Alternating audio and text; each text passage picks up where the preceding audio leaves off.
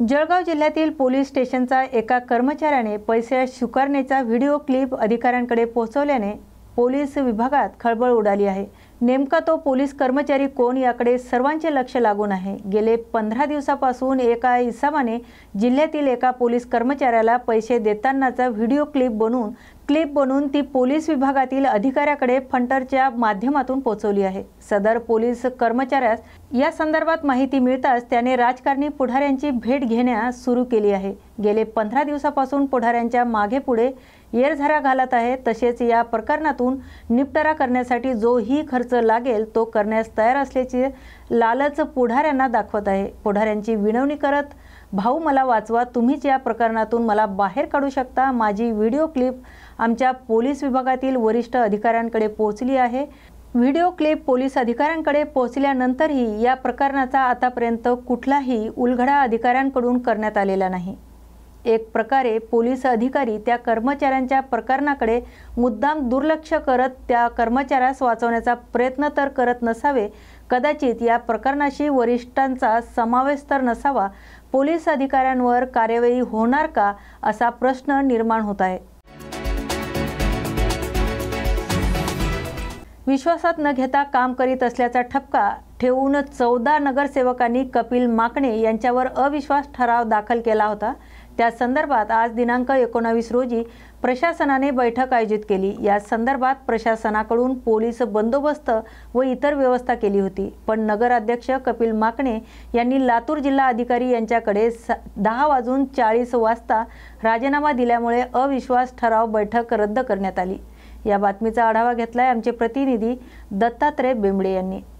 24 मराठीमध्ये आपलं हार्दिक स्वागत आहे। खरं तर आपण गेल्या अनेक दिवसापासून चाकूर नगरपंचायतच्या संदर्भामध्ये आपण पाहत होतो की उपनगराध्यक्षांचा अविश्वास झाला। आता नगराध्यक्षाच्या संदर्भामध्ये पण अविश्वास प्रस्ताव दाखल केलेला होता, पण आत्ताच नगरपंचायतच्या नगराध्यक्षांनी सोशल मीडियावरती आपला राजीनाम्याचं पत्र आत्ता जाहीर केलेलं आहे। पण आता अधिकृत पद्धतीने जे काही आत्ता अधिकारी आलेले त्या अधिकाऱ्याच्या माध्यमातून ते आपल्याला बाहेर येईल की नगराध्यक्षांनी राजीनामा दिला किंवा नगराध्यक्षाच्या विरोधात अविश्वास ठराव होण्याचा प्रश्नच आता निर्माण होणार नाही, कारण नगराध्यक्षांनी कपिल माकणे यांनी आत्ता राजीनामा आपला सोशल मीडियावरती किंवा वेगवेगळ्या ग्रुप्सवरती त्यांनी पाठवलेला आहे। म्हणजे आता इथे काही सभागृहामध्ये जी काही प्रोसेस होणार होती मग ती प्रोसेस होणार आहे का, मग आता डायरेक्टली आता जे काही अधिकारी आहेत जे आता लटपटे मॅडम आले ते अधिकृत आपल्याला म्हणजे कुठेतरी जाहीर करतात का हे मात्र बघावं लागेल। असं म्हणावं लागेल की नगराध्यक्ष कपिल माकणे यांनी स्वतःहून राजीनामा दिलेला आहे असंच आपल्याला इथं नमूद करावं लागेल।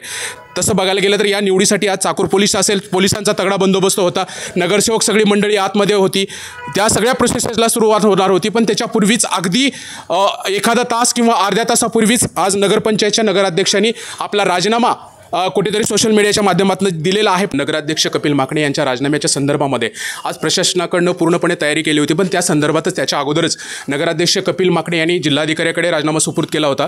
पण त्यानंतर प्रशासनाच्या हालचाली लगेच तीव्र झाल्या आणि त्या अधिकारी आपले लटपटे मॅडम आपल्यासोबत आहे। तर मॅडम आज जे काही नगराध्यक्षांचा राजीनामा अगोदरच तुमच्याकडे पोहोचलेला होता आणि नगरसेवकांनी प्रशासनाही जे तयारी केली होती त्या संदर्भात माझी जिल्हाधिकारी महोदयांच्या आदेशानुसार पीठासीन अधिकारी म्हणून नियुक्ती करण्यात आलेली होती। त्यानुसार आज मी त्या विशेष सभेसाठी हजर झाले होते।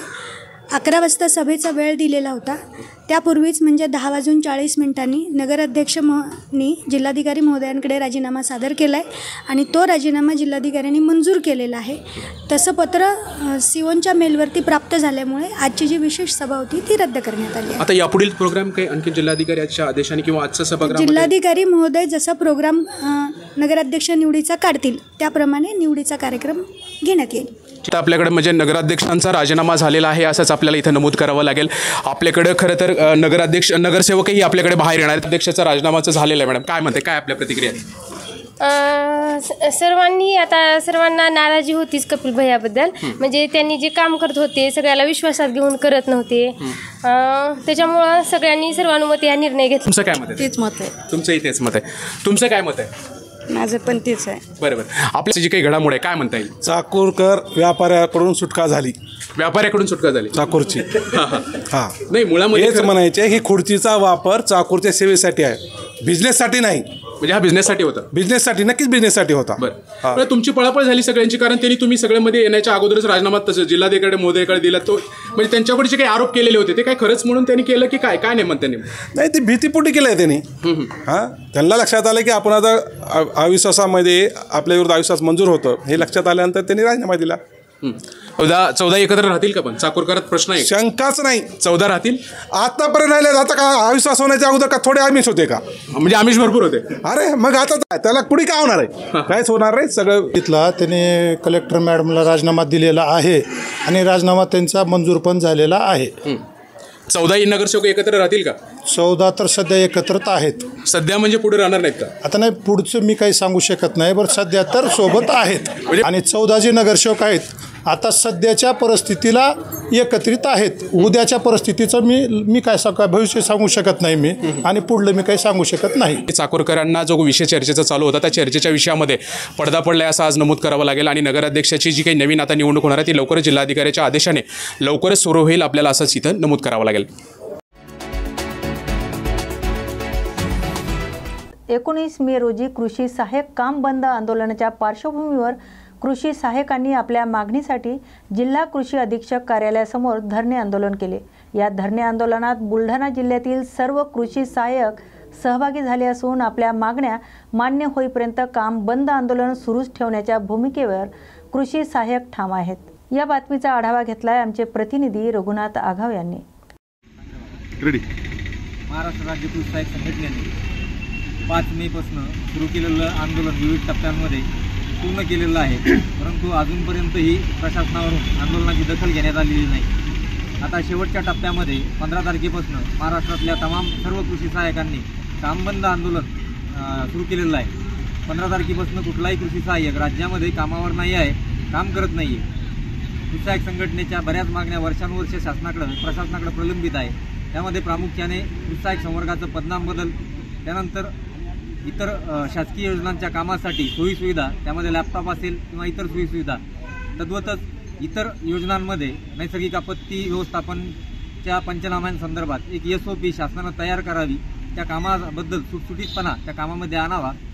त्याचप्रमाणे निविष्ठा वाटपाचा मुद्दा असेल, त्यामध्ये निविष्ठा वाटपाच्या मुद्द्यामध्येही बऱ्याचशा मागण्या अडचणी कृषी सहाय्यक संघटनेच्या कृषी सहाय्यक संवर्गाच्या आहेत, त्यांची सोडवणूक करावी अशीच संघटनेच्या माध्यमातून प्रशासनाला आणि शासनाला विनंती आहे. लवकरात लवकर या आंदोलनावरती प्रशासनानं एक पाऊल पुढे घेत तोडगा काढावा, अन्यथा या आंदोलनाला अजून आक्रमक स्वरूप संघटना किंवा संवर्ग देईल.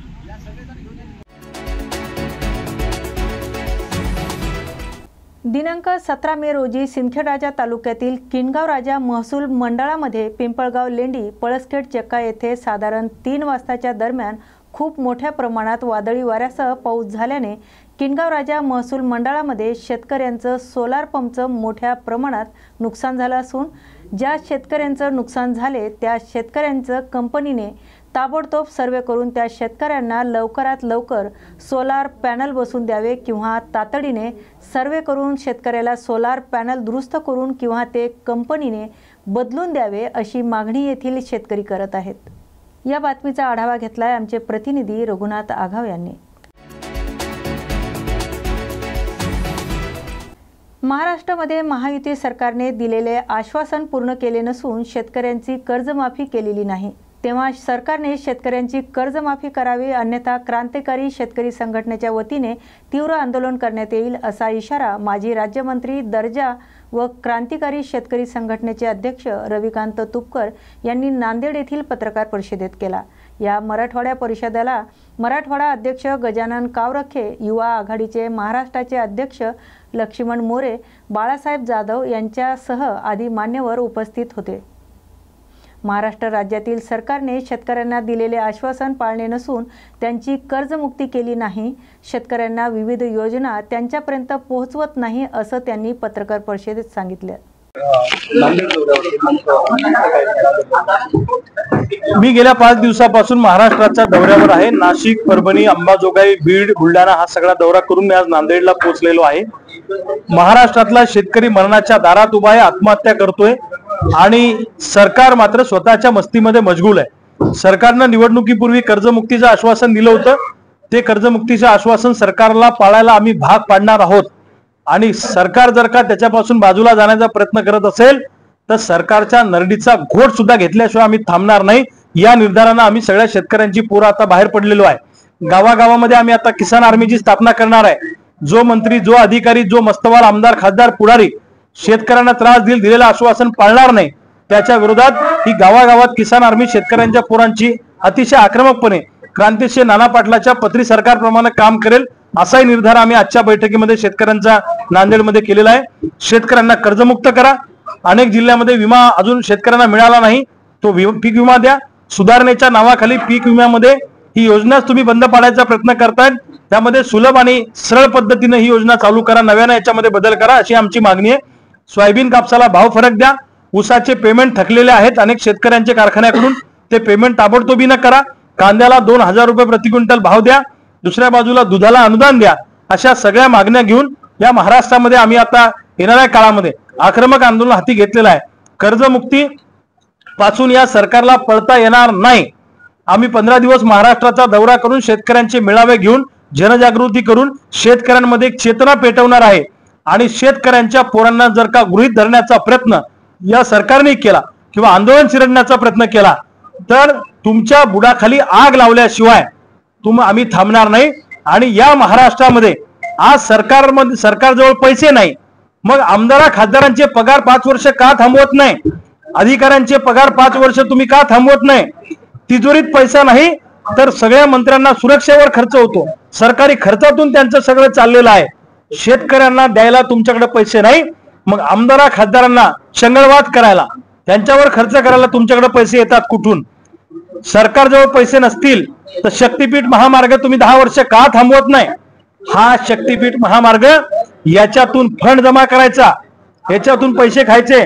जिथून शक्तीपीठ सुरू होईल, जिथे शेवट होईल त्या भागातल्या सगळे आमदार पैशाने मालामाल होतील, सगळ्यांना कॉन्ट्रॅक्ट मिळतील, सगळे मुरुम गिट्टी खाऊन समृद्ध होतील आणि पुढच्या लोकसभेच्या निवडणुकीचा फंड सुद्धा त्या शक्तीपीठ महामार्गातून उभा करण्याचा याच्या पाठीमागचा छुपा अजेंडा आहे। येणाऱ्या काळामध्ये या 15-20 दिवसामध्ये सरकारने शेतकऱ्यांच्या हिताचा निर्णय घेतला नाही तर जिल्हा परिषद पंचायत समितीला गावगाड्यातला शेतकरी तुम्हाला मतदान करणार नाही। आणि 15-20 दिवसानंतर पेरणीपूर्वी या महाराष्ट्रामध्ये छत्रपती शिवाजी महाराजांच्या गनिमी काव्यानं भूतो न भविष्यती असं आंदोलन क्रांतिकारी शेतकरी संघटना सगळ्या शेतकऱ्यांना घेऊन उभं करेल। हे आंदोलन मंत्र्यांच्या बुडाखाली आग लावणारा असेल, एवढं मात्र सरकारने लक्षात ठेवा।